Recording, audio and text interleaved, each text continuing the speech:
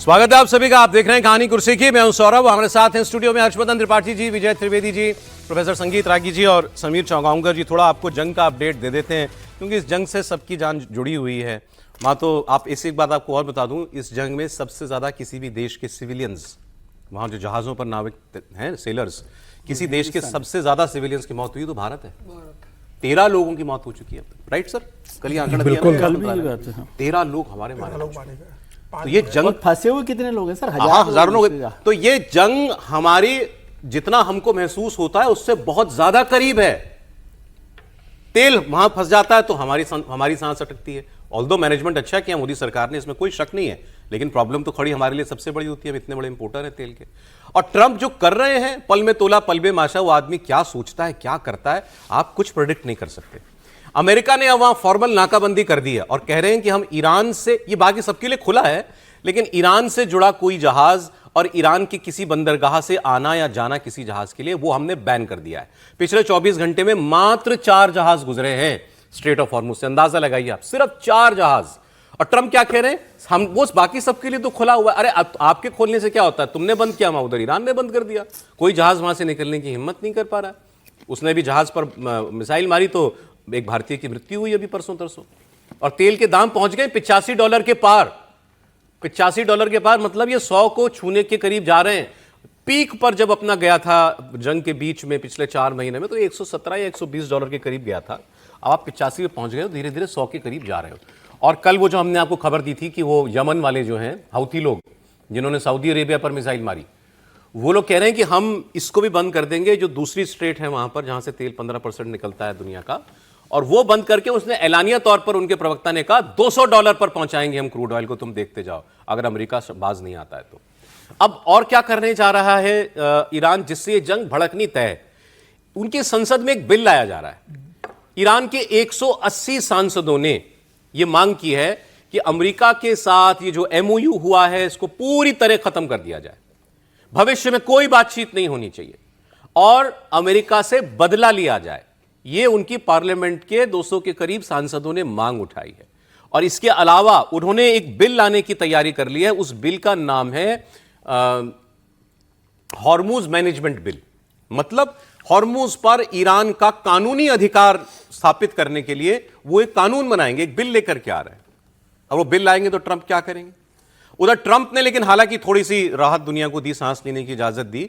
कल इन्होंने ऐलान कर दिया था कि मैं वहां से हर गुजरने वाले जहाज से 20% टोल लूंगा।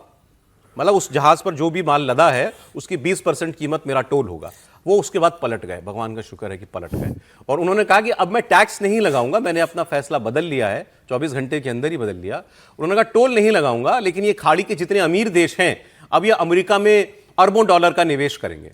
उन्होंने कहा कि अलग अलग देशों के राजा, महाराजा और अमीर, इन लोगों ने मुझे फोन किया और कहा साहब हम आपके देश में निवेश करने के लिए तैयार हैं, आप क्यों मेहनत करते हो टोल लगाने की? I was called by different people, different countries, kings and emirs and all of the people that we all know and we all love, and they've been, frankly, they've been very strong partners. And they said, we'd love to do it a different way. We'd love to invest in the United States with billions and billions of dollars and continue our record setting, because there's never been a time like this with the United States, with the factories, with the plants, with everything else. अभी Trump ने post भी किया था, America is winning like never before. हमारे देश में अब फैक्ट्रियां खुलेंगी, मिलें खुलेंगी और लाखों लोगों को जो है रोजगार मिलेगा अमेरिका में। वो व्यक्ति ये दावा कर रहे हैं। सर, क्या ईरान का मैंने रुख बता दिया और इनका भी बता दिया, जंग में क्या हो रहा है? नहीं, देखिए, ट्रंप एक तरह से कहें कि फिर से एक अवसर दे रहे हैं ईरान को, इसको इस तरह से देखना चाहिए। और जो उन्होंने कहा था कि हम टोल लगा देंगे, वो मुझे लगता है वो वही था कि धमकाने वाला था कि तुम ये कर रहे हो, तो हम उसको यूं न माने कि ट्रंप पलट गए। ट्रंप ने एक अपने तरह के अपने अंदाज में, अच्छा चूंकि उनका तरीका यही है, वो अलटते पलटते रहते हैं, तो इसलिए समझ में भी कई बार नहीं आता। लेकिन फिलहाल उसको मार्केट ने भी अच्छा लिया है और कच्चा तेल भी फिलहाल लगभग उसी स्तर पर है। हालांकि $79-80 80 से 85 के बीच में वो घूम रहा है, लेकिन ओवरऑल कहें तो थोड़ा सेंटीमेंट ठीक है। अब सवाल ये है कि इसके बाद भी जो IRGC कर रहा है, क्योंकि अभी पिछले कुछ समय में जो हुआ, जिस बहरीन पर, ओमान पर और अपने पड़ोसी देशों पर जिस तरह का हमला ईरान ने किया है वो फिर से वहीं ले जाता दिख रहा है जिसको हम बार बार कह रहे थे क्या ये बचेगा कि नहीं बचेगा, तो उधर जाता वो दिख रहा है। ट्रंप ने शायद ये कोशिश की और मतलब मुझे हो सकता है कि आप लोग ऐतराज करें क्योंकि ट्रंप से नाराजगी सबकी होती है, ट्रंप ने एक तरह से फिर से बातचीत को ट्रैक पर लाने की कोशिश की है। जो उन्होंने ये भी कहा ना कि लोग हमारे यहां आके निवेश करें, तो ये तरीका है उनका बिलियंस ऑफ डॉलर। कल ये कहा कि ये डील हो सकती है। नहीं, इसीलिए मैं कह रहा हूं क्या एतबार है उस आदमी का सर? 8 घंटे तो बमबारी कल की है। उसके शब्दों का क्या मोल है? देखिए, अंत में तो उसी के शब्द पर जाना है, चाहे जैसे वो बात करे।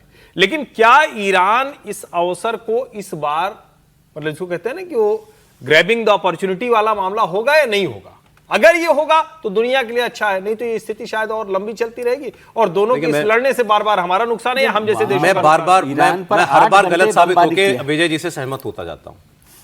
इन्होंने कहा था कि ये अब IRGC से भी कट्टर कुछ है तो वो चला रहा है ईरान को, और ऐसे सारे संकेत जो हैं वो हैं, उसको ये समझ में आ गया भाई अब लड़ तो लिए अच्छे से लड़ लो एक बार, ये हॉर्मुज नहीं छोड़ना है, बस कुछ भी कर लो।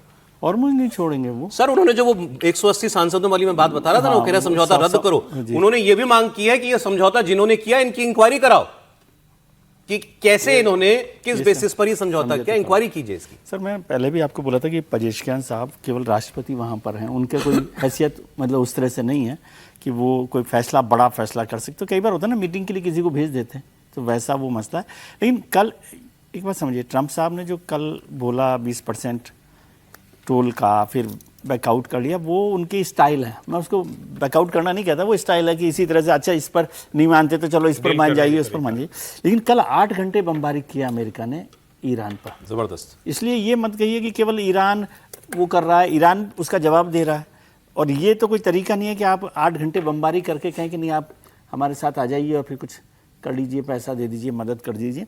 तो दोनों लोग उस तरफ लगे हुए हैं और ईरान की जो ताकतें हैं जो अंदर वहाँ पर हैं, वो अब किसी भी तरह से इस समझौते को करने के लिए तैयार नहीं है। ठीक है, मैं आपको अपडेट वॉर का दे दूं। सर ने बता ही दिया आपको कैसे ये युद्ध और भीषण होता जा रहा है। मतलब भीषण से मतलब है कि ये जो 4 महीने में अपने जैसे भी चल रहा था, रोज कोई नो होल्ड्स बार्ड, वैसा ही हो गया दोबारा।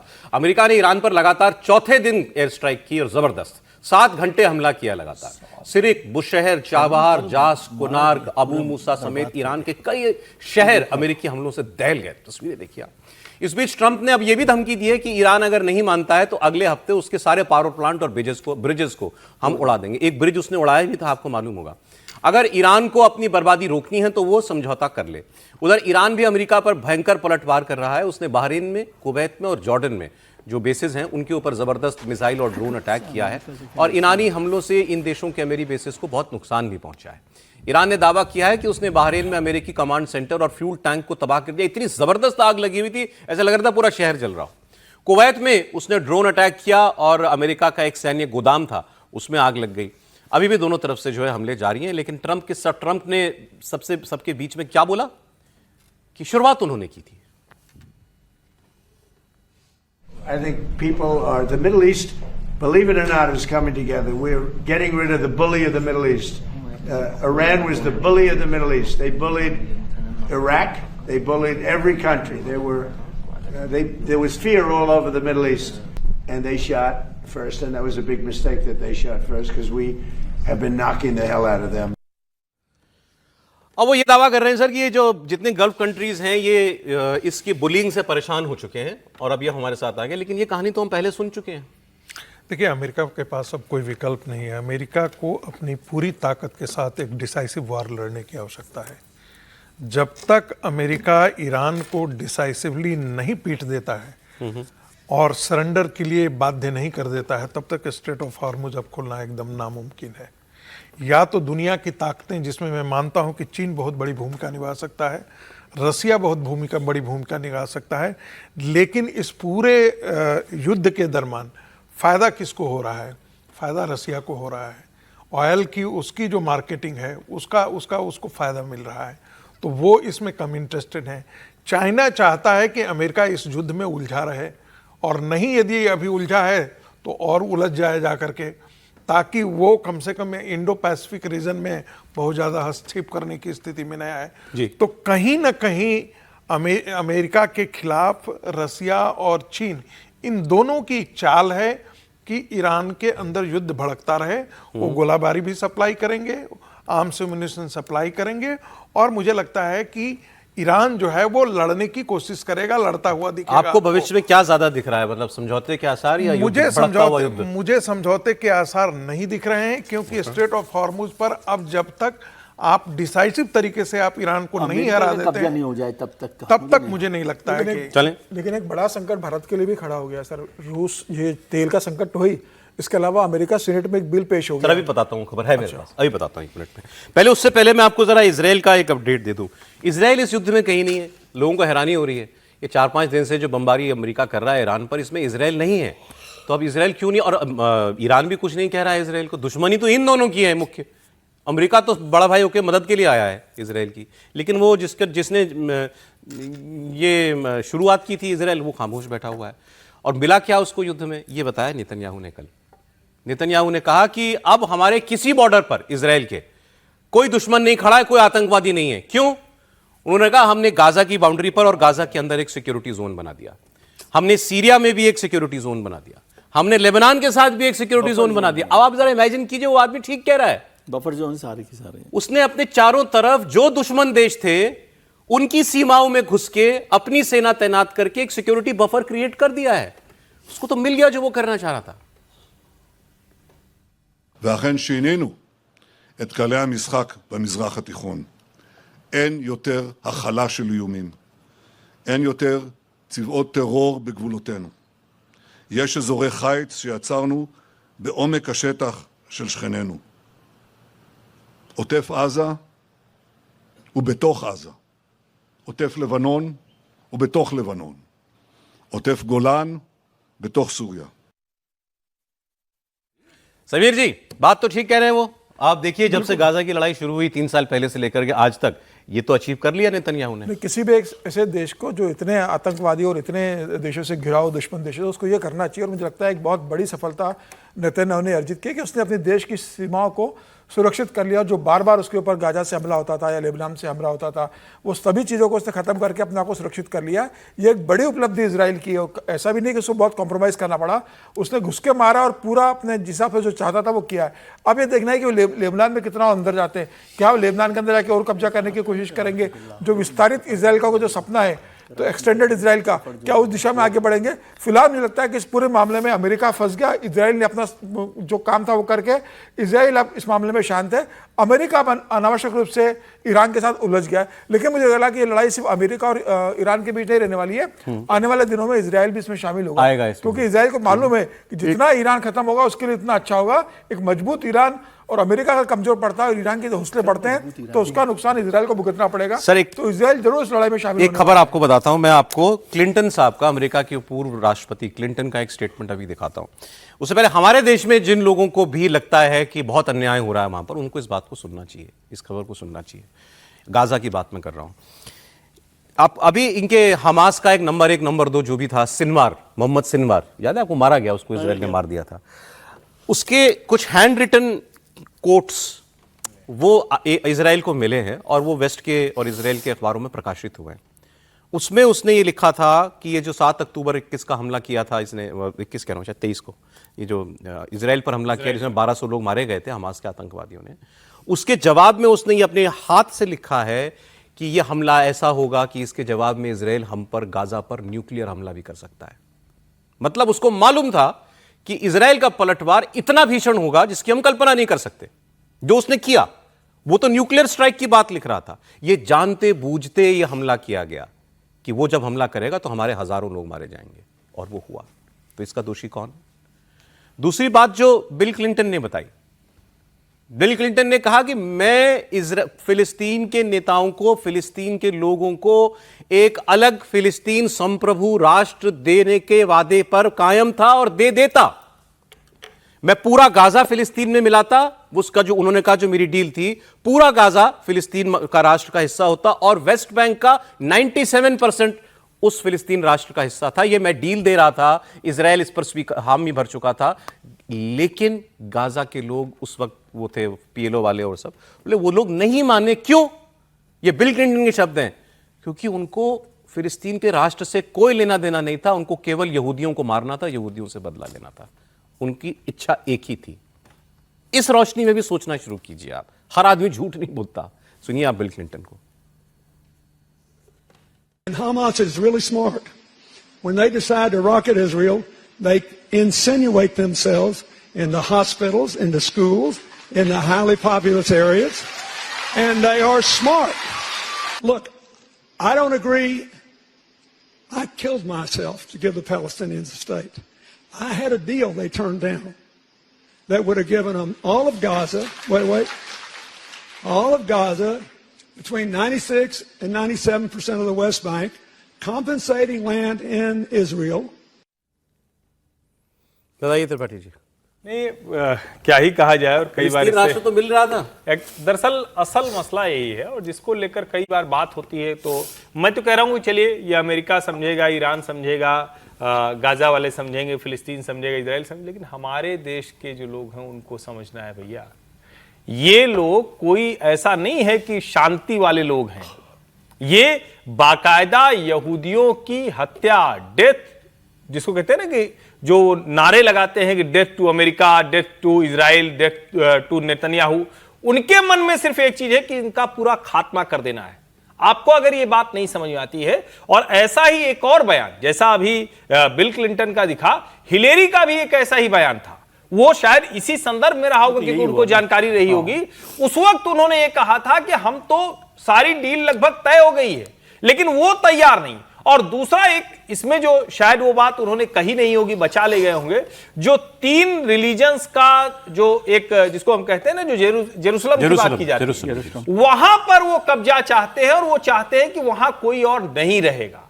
तो इसको इस संदर्भ में देखें तो शायद समझ में आ गया। जैसे भारत में कई बार लोग कहते हैं, और मुझे तो समझ में नहीं आता, कि गाजा, फिलिस्तीन, उसकी बात करने वाले लोग देश के तौर पर हम उनके साथ हैं, जो डिप्लोमेसी होगी करेंगे, लेकिन जब आप कहते हैं कम्युनिटी के तौर पर, तो जरा आप इजराइल के लोगों का हश्र देखिए, क्या वो करना चाह रहे हैं और किस तरह की उनकी मंशा है। अगली खबर पर आ जाइए जरा। एक खबर, मैं 2 खबरें एक्चुअली समय कम है, दोनों ही बड़ी इंटरेस्टिंग है। एक जो अभी अगली खबर पर आ जाइए, जो समीर जी जिसका इशारा कर रहे थे आपको, वो खबर मैं आपको बता देता हूं। देखिए, ट्रंप को कोई फर्क नहीं पड़ता मेरे किस देश से कैसे रिश्ते हैं। वो भारत के साथ तो इस बात को कई बार प्रूव कर चुके हैं अपने फैसलों से, अपने बयानों से, कि उनको भारत की भावनाओं का कोई ख्याल नहीं है। अब ये जो इनके एक सेनेटर साहब अभी जो अभी दुनिया से रुखसत हुए हैं, ग्राहम लिंडसे, यह आदमी बहुत रेडिकल आदमी था, कट्टर इजराइल समर्थक था, सब कुछ था, और ये रूस से भी उतनी नफरत करते थे।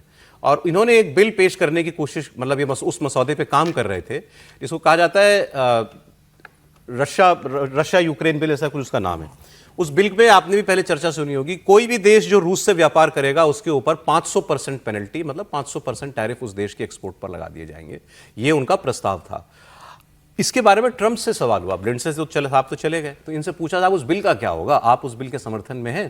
तो उन्होंने कहा बहुत चांसेस हैं कि वो बिल आ जाए।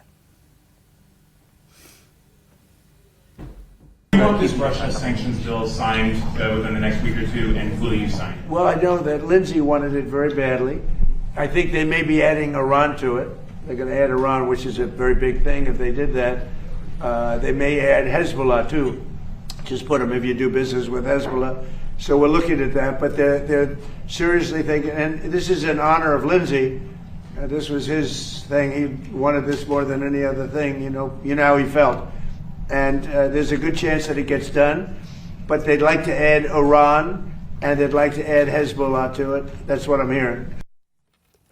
इस पर बात करें, खबर आपको इस वक्त की मैं बता दूं, नोएडा के ममूरा इलाके में जबरदस्त आग लग गई है। एक इलेक्ट्रिक बाइक में स्पार्क होने की वजह से आग लगी, और इस आग में जलने से 2 लोगों की मृत्यु की भी खबर है। एक घर में आग, मकान में आग लग गई, जिसमें लगभग 50 परिवार फंस गए हैं बिल्डिंग में। फायर विभाग की टीम रेस्क्यू ऑपरेशन में जुटी हुई है। ये देखिए आप कैसे बालकनी में से लोग जो हैं वो बचने की कोशिश कर रहे हैं, ऐसा दिखाई दे रहा है। एक बिल्डिंग दिख रही है, कई मंजिला इमारत है ये। 2 लोगों की मौत हो चुकी है अभी तक इस हादसे में। एक छोटे स्पार्क से शुरू हुई थी ये आग, अभी तक की जानकारी हमारे पास ये। नोएडा का इलाका है ममूरा, वहाँ पर ये आग लगी है। 50 परिवार जो हैं वो अभी भी बिल्डिंग के अंदर फंसे हुए हैं।